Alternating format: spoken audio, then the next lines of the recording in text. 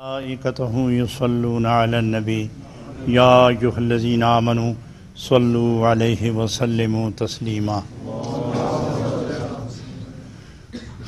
الصلاۃ والسلام علیک یا رسول اللہ وعلی آلک واصحابک یا شفیع المذنبین۔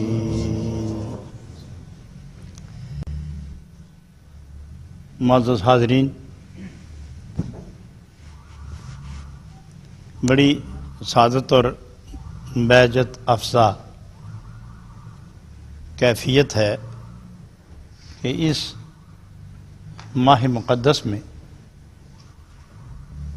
جہاں ہر جگہ ذکر اللہ اور ذکر نبی، ارشادات قرآن اور فرمودات محمدی کے جلووں سے بیان کرنے والا اور سننے والے تمام کے سینے روشن ہو رہے ہیں۔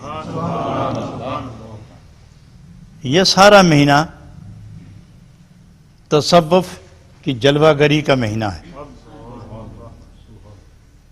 از اول تا آخر یہ 29 یا 30 دن یہ تصوف کا زمانہ ہے۔ میں اصل موضوع سے ہٹنا نہیں چاہوں گا، لیکن یہ محبت والوں کی یہ مختصر، جاندار اور حسین اور پرکشش محفل کا تقاضا ہے کہ میں کچھ تمثیلات بیان کیے بغیر میں نظر کتاب میرے اور آپ کے درمیان سلسلہ گفتگو کی بقا کا وسیلہ بننے والی یہ کتاب، اسے مثنوی مولانا روم کہتے ہیں۔ قرآن عظیم کے بعد، احادیث مصطفی صلی اللہ علیہ وسلم کے بعد دنیا علم و عرفان میں مثنوی کو جو مقام حاصل ہے اسے اہل دل اچھا جانتے ہیں۔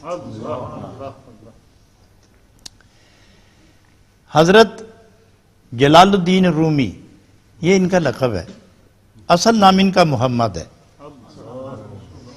یہ حضرت ابوبکر صدیق رضی اللہ تعالی عنہ کی اولاد میں سے ہیں۔ جلال الدین یہ آپ کا لقب ہے۔ آپ کے علمی فیضان اور جلال نے طبی استقلال اور تمانیت نے جس طرح رخ کیا، پہاڑوں کے کلیجے جر گئے، اور جس طرف آپ نے رخ کیا دل متوکل ہوئے، زبانیں شاکر ہوئیں، روحیں بیدار ہوئیں، نفس مطمئن ہوا، اور بچھڑا ہوا انسان اپنے مالک کو پانے میں کامیاب ہوا۔ آپ اصل میں بلخ کے رہنے والے تھے، اور آپ کے والد گرامی حسین، یہ خواصم شاہ جو افغانستان سے لے کر عراق تک یہ تمام ایک ہی سلطنت تھی، اور اس سلطنت کے وہ سلطان، بادشاہ اور حاکم تھے۔ جلال الدین رومی کی والدہ ان کی صاحبزادی تھی، تو بادشاہ نے جب ان کا علمی مرتبہ اور تصوف کی جلالت اور لوگوں میں ان کا احترام و تمکنت و عظمت کا شعرہ دیکھا، تو آپ نے انتہائی حسینہ، جمیلہ، بے مثل خوبصورت، شکل کی بھی، عقل کی بھی، سیرت کی بھی، صورت کی بھی بے مثال اپنی صاحبزادی کا نکاح ان سے کروا دیا، اور ان کے اس بطن اطہر سے، اس کے پاک نفس سے حضرت جناب محمد جلال الدین رومی پیدا ہوئے۔ وہاں سے ہجرت فرمائی تو آپ نیشا پور آئے۔ نیشا پور عراق و ایران کی سرحدوں پر ایک خوبصورت ریاست ہے۔ وہاں آپ نے کچھ عرصہ قیام کیا، طبیعت اجاٹ ہوئی، مدینہ منورہ، مکہ مکرمہ، شام، عراق، نیشا پور، افغان اور بلخ کے علاقوں میں جس قدر دنیائے علم و عرفان کے سورج تھے، سب سے علمی کرنیں حاصل کی، اور اپنے زمانے کے بے مثال، بے تاج بادشاہ اور بے مثال عالم ہوئے۔ وہاں جب نیشا پور میں ٹھہرے تو اپنے والد گرامی سے عرض کیا کہ کہ یہاں دل نہیں لگتا، اور والد گرامی فرمانے لگے بیٹے میرے بھی یہی کیفیت ہے، چلو یہاں سے نکلتے ہیں، سیدھے قونیہ چلے آئے۔ جب قونیہ آئے تو وہیں کے ہو کے رہ گئے۔ تو جوانی کا وقت تھا، جوانی کی عمر تھی، تو آپ نے تدریس شروع کر دی، حدیث پاک پڑھانا، قرآن پاک پڑھانا، فقہ پڑھانا، اصول پڑھانا، صرف پڑھانا، نحو پڑھانا، منطق پڑھانا، تمام متداولہ علوم، 50 قسم کے علوم کے آپ عالم تھے، اور وہ آپ پڑھاتے چلے گئے۔ اور آپ نے پھر ایک کتاب لکھی، اس اشعار میں ایک کتاب لکھی، اس کتاب میں 50,000 اشعار لکھے۔ وہ ایک کتاب ہے جس میں 50,000 اشعار ہے، لیکن طبیعت میں جولانی کیفیت، جلن، تڑپ، پھڑک، سوز، گداز، جیسے کہ کسی مہمان محبوب کی آمد ہو اور آدمی بے قرار ہو۔ ابھی تک اتنے شہرا آفاق عالم ہونے کے باوجود اطمینان میں جسر نہ آیا۔ ادھر حضرت شمس تبریز یہ گلی گلی پھر رہے تھے کہ کوئی ملے کہ امانت دوں، میں بھی تھک گیا ہوں امانت سنبھالے سنبھالے، کوئی ملے۔ تو حضرت شمس الدین تبریز رحمت اللہ علیہ کو ایک درویش کامل صاحب اسرار آگاہ حق نگاہ نے، حق آگاہ نے چپکے سے فرمایا کہ جس کو تم تلاش کرتے ہو یہاں نہیں ملے گا، تمہیں قونیہ جانا پڑے گا، قونیہ جانا پڑے گا، اور وہ بھی ادھر بے قرار ہے، تم ادھر بے قرار ہو، جاؤ۔ حضرت شمس الدین تبریز اٹھے، کشاں کشاں دوڑتے اٹھتے، خیزاں افتاں، بھاگتے بیٹھتے لیٹتے جاگتے، دوڑتے ہوئے آپ جا رہے تھے کہ میں اپنی امانت اس کے حوالے کر دوں، اور میں اکیلا ہوں تصوف میں، اس اپنے رنگ و روپ میں، اپنی کیفیت و سرور میں تنہا ہوں، مجھے صرف ایک ہی مرید چاہیے جو مشرق سے لے کر مغرب تک میرے اس نورانی فیض کو تقسیم کر دے۔ مجھے 2 مرید بھی نہیں چاہیے، ایک ہی چاہیے، اور وہ ایک بھی ایسا ہو کہ جو سارے زمانے کے لیے کافی ہو۔ تو حکم ہوا کہ پھر قونیہ جاؤ۔ وہ قونیہ پہنچے، ادھر حضرت جلال الدین رومی اس انتظار میں تھے کہ آئے کوئی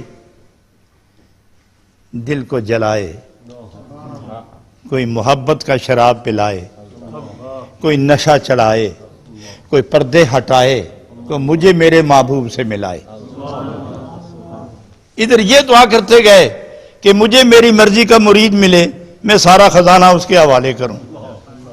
ملاقات ہوئی، اللہ غنی، حضرت شمس الدین تبریز نے پہلی ہی نظر میں ان کو اپنا محبوب بنا لیا، اور سلسلے میں داخل کرنے کے بعد، نقشبندی سلسلے میں، قلندری سلسلے میں داخل فرمانے کے بعد بلا تأمل تاخیر دیر، سارے کا سارا روحانی فیض حضرت محمد جلال الدین رومی کے سینے میں اتار دیا۔ حضرت یہ کبھی نظر سے فیض چلتا ہے، کبھی زبان سے، کچھ کہا تو گل کھل گیا، یا دیکھا تو بستیاں آباد ہو گئیں، یا اس کو پکڑ کے سینے سے لگایا، سارے حجابات ہٹائے اور مقام عرفہ و اعلیٰ پہ فائز کر دیا۔ جیسے سید عالم صلی اللہ علیہ وسلم نے فرمایا، ما سب اللہ فی قلبی سببتہ فی قلب ابی بکر صدیق رضی اللہ تعالی عنہ، جو اللہ نے میرے سینے میں ڈالا ہے میں نے سارے کا سارا صدیق اکبر کے سینے میں ڈال دیا ہے۔ تو وہ یہ سینہ بسینہ فیضان یوں تقسیم ہوتے ہیں کہ جس طرح ادھر صدیق اکبر کے سینے میں فیضان نبوت منتقل ہوا، اسی صدیق اکبر کی اولاد میں سے جلال الدین رومی کے سینے میں شمس الدین تبریزی نے سارا فیضان اتار دیا۔ حضرات گرامی، اب پڑھانا پڑھنا، جلسے جلوس، تقاریر اور ہزاروں اور سینکڑوں کے اجتماع میں درس و دروس کا سلسلہ یہ تو ہوا ختم۔ اب پریشانی، حیرانی اور طلب بڑھتی چلی گئی، آگ لگتی گئی، طلب بڑھتی گئی، طلب پھڑک کا جو سلسلہ شروع ہوا، اللہ غنی۔ حضرات اس موقع پر حضرت شمس الدین تبریز حالات دیکھے تو غائب ہو گئے. وہ کونیا سے نکلے دمشق چلے گئے, شام کے علاقے میں چلے گئے. ادھر یہ بے چین ہو گئے, نہ رات کھانا, نہ دن کھانا, نہ صبح کھانا, نہ شام کھانا, رونا تڑپنا. یہ قصہ تھا کہاں گیا میرا محبوب, محبوب کے سوا در و دیوار آئی نہ شد از کثرت شوق, ہر کجا میں نی گرم روئے تورا میں بینم. محبت جب انتہا پر پہنچ جائے تو پھر در و دیوار شیشہ بن جاتے ہیں اور اس میں بھی محبوب ہی کی صورت نظر آتی ہے. اور جب اس طرح بڑھتا گیا شوق محبت کی جولانیاں بڑھتی چلی گئیں, طوفانوں ہی جان بڑھتے چلے گئے, تو لوگوں نے چاہا کہ ہم حضرت شمس الدین تبریز کو ہم دمشق سے واپس لائیں. بہرحال ایک دفعہ بڑی مشکل سے راضی کر کے ان کو لایا گیا. لوگ ناراض تھے کہ ہزاروں انسانوں کو درس قرآن و درس حدیث دینے والا اور محبت کی مے پلانے والے کو کس طرح مدہوش و کلندر و مجذوب کر کے رکھ دیا ہے کہ بات کرو ایک تو جواب دیتے ہیں وہ کوئی اور جو ہماری سمجھ سے بالاتر ہوتا ہے. الغرض لوگ ان کے مخالف مگر آئے, اور حضرت شمس الدین تبریز پھر آ کے ایسے گم ہوئے کہ کسی کو ساری زندگی نہیں ملے. بعض نے کہا کہ مولانا روم کے صاحبزادے نے ان کو قتل کر دیا تھا, اور بعض کہتے ہیں کہ وہ از خود غائب ہو گئے تھے. لیکن باہر کا اس قسم کی تاریخی شواہد, اس قسم کے تاریخی شواہد موجود ہیں. لیکن اس دوران ایک مست آواز, ایک دلوں کو ہلا دینے والی آواز, پگھلا دینے والی آواز, زنجیر ڈال دینے والی آواز سنی تو دیکھا کہ کوئی آدمی بنسری بجا رہا ہے. تو آپ نے اسی وقت لکھا بشنوز نے چوں حکایت میں کنت.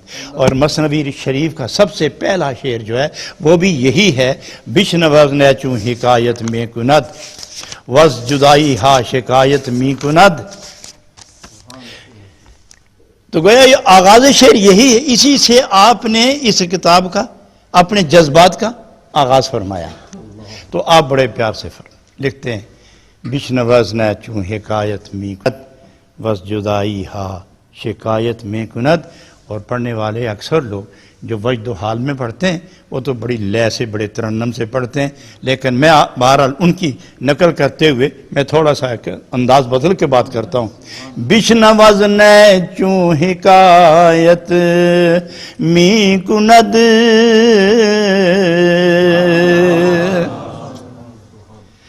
بشنوز نے چوں حکایت می کند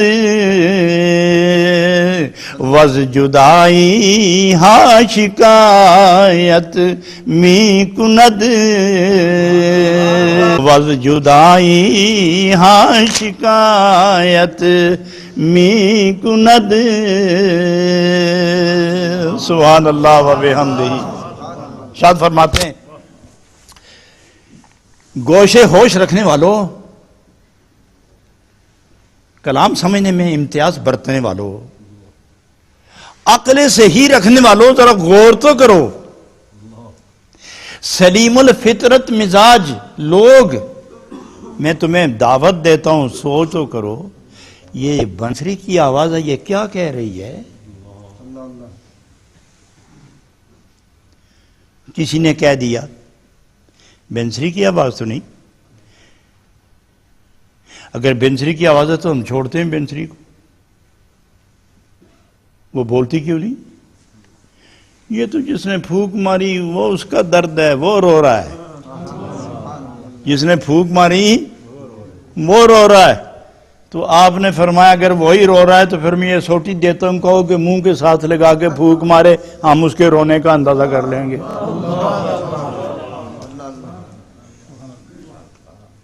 اور پھر یہ چھوٹی سی لکڑ ہے, کوئی فٹ, سوا فٹ, 1.5 فٹ سے لمبی یہ نہیں ہوتی, اور 1 انچ موٹی ہوتی ہے, 1.5 فٹ لمبی ہوتی ہے.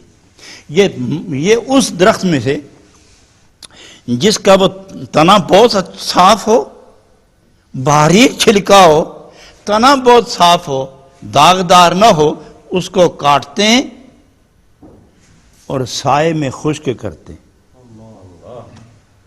دھوپ بھی نہیں لگنے دیتے, سائے میں خشک کرتے ہیں. تو فرمایا بات سنو, اگر یہ بولنے میں پھونک مارنے والے کی آواز ہے تو ہر لکڑی کو پھونک کیوں نہیں مارتا؟ پھر یہ دو لکڑی ہیں 1.5 فٹ دونوں لمبی، ایک انچ دونوں موٹی، ایک دونوں کو رنگ لگا ہوا ہے، مگر ایک کو بنسری کہتے ہیں اور ایک کو ویسے ہی ڈنڈا کہتے ہیں۔ اس دوسرے کو کیوں یہ دونوں ایک ہی درخت سے ایک ہی شاخ کے دو ایسے ہیں، ایک بنسری ہے اور ایک ڈنڈا ہے، لمبا رول سا پکڑا ہوا ہے، ڈنڈا پکڑا، اور ایک بنسری ہے۔ جو دیکھتا ہے بنسری، جو دیکھے جانی آئے کہ نہ آئے مگر جانتا ہے بنسری ہے، اور دوسرے کو ہاتھ لگا کے کہتا ہے ڈنڈا ہے، اور دوسرے کو پکڑ کے کہتا ہے بنسری ہے۔ ارے تو بنسری کب بنی؟ بنسری کب بنی ہے؟ اور تو بنسری بنی تو پتہ چلا نا کہ تو بچھڑ کے آئی ہے کہیں سے، کب بنی؟ تو یہ کاریگر لوگ خوش کر کے تو برمے کے ساتھ سوراخ کرتے ہیں، سوراخ اسی کے اندر سوراخ کرتے ہیں، پھیرتے ہیں، اور وہ آہستہ آہستہ آہستہ کاٹتا ہوا وہ برما دوسری طرف نکلتا ہے اور اندر سے صاف ہو جاتی ہے۔ پھر اس کو آگے پیچھے اوپر نیچے دائیں بائیں جہاں مناسب ہوتا ہے سوراخ نکال لیتے ہیں، اور منہ میں رکھنے کے لیے اس کا ایک شکل مخروطی بنا لیتے ہیں۔ جب وہ پھونک مارتا ہے تو اس میں سے آواز آتی ہے۔ اب وہ کہتی کہ اے مجھے اپنے ہاتھ میں پکڑنے والے آدمی، تو مجھے قید کر کے رکھتا ہے لیکن میرا درد سن، تو مجھے محبوب سے کاٹ کے لایا ہے، جب تک میں اپنے محبوب سے نہ ملوں گی اس وقت تک میں پکارتی رہوں گی۔ اب اس لیے جناب رومی فرماتے ہیں بچھن وزن چوں حکایت می کند، بچھن وزن چوں حکایت می کند، وز جدائی ہاں شکایت می کند۔ پکڑی تو نے اپنے ہاتھ میں پکڑی ہے لیکن وہ رو رہی ہے، کہاں ہے میرا محبوب؟ اب اس کی تشریحات میں جو حضرات مثنوی کے شرح لکھتے ہیں 4 شرح اس کے موجود ہیں، بڑے جامع قسم کے۔ ان 4 نے لکھا ہے کہ یہ بنسری سے مراد روح ہے،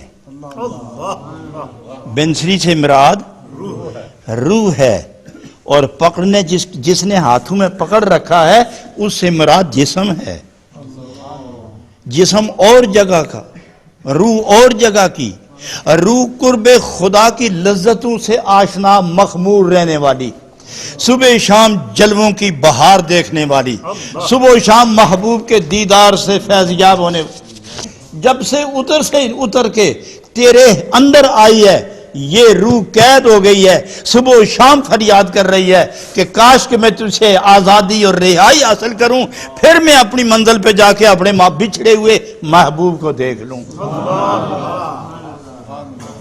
حضرات گرامی، ایک تشریح اور بھی ہے، یہ اگرچہ آپ کو ان شرح میں نہیں ملے گی، یہ جو 4 شرح میں نے گنے ہیں ان 4 میں یہ آپ کو نہیں ملے گی، یہ میری ذاتی تحقیق ہے۔ بے شمار میں نے تصوف کی کتابیں پڑھنے کے بعد اس پر جو تفریح بٹھائی ہے وہ میں عرض کرنے لگا ہوں، وہ یہ ہے کہ بنسری بنی کب؟ جب سوراخ ہوئی، پاک پاک ہو گئی، جب اندر کوئی چیز پردے کی نہیں رہی، برما پھر گیا، اوزار پھر گئے، اندر سے پاک ہو گئی، سوراخ ہو گئی، پھونک ماری تو درد کی آواز نکلی۔ تو کہنے والا یہ کہتا ہے کہ اگر لکڑی اندر سے صاف ہو کے پاک ہو جائے اور پھونک مارو تو درد کی آواز آئے، تو تیرے اندر بھی اللہ کا عشق حق کا برما پھر کے تجھے بھی پاک کر دے، تو کیا تیرے بال بال سے بھی اللہ اللہ کی آواز نہ آئے گی؟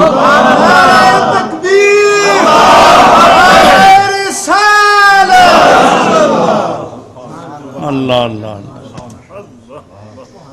اور اس مقام پر روح نے، بنسری نے بڑے پکار کے کہا، اور حافظ شیرازی رحمۃ اللہ علیہ اس درد کی نقل بندی کرتے ہیں۔ آپ فرماتے ہیں خرما روز کزی منزل ویران بردم، خرما روز کزی منزل ویران بردم راحت جان طلبم وز پہ جانا بردم. اس دن سے زیادہ خوشی کب ہوگی کہ جب میں آزاد ہو کے اپنے محبوب کے قدموں میں لپٹ جاؤں گی.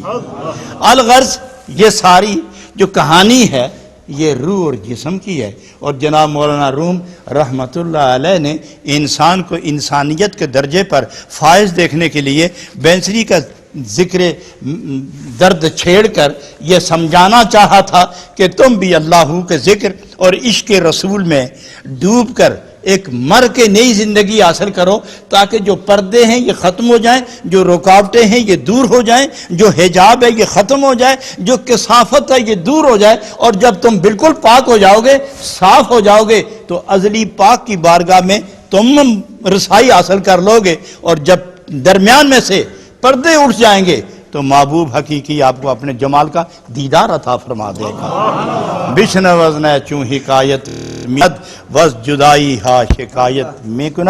ابتدا کی یہ ابتدا ہے، آج اسی پر میں اکتفا کرتا ہوں.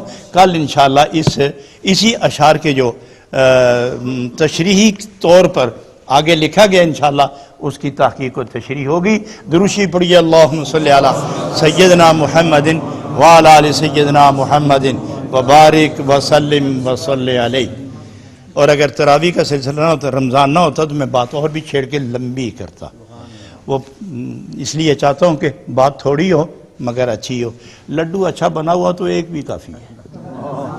الحمدللہ رب العالمین والصلاة والسلام علی سید الانبیاء والمرسلین وعلی آلہ وصحبہ اجمعین. اللہم انی ظلمت نفسی ظلما کثیرا کبیرا ولا یغفر الذنوب الا انت فاغفر لی مغفرۃ من عندک وارحمنی انک انت الغفور الرحیم. وصلی اللہ تعالی علی حبیبہ محمد وآلہ وصحبہ اجمعین برحمتک یا ارحم الراحمین.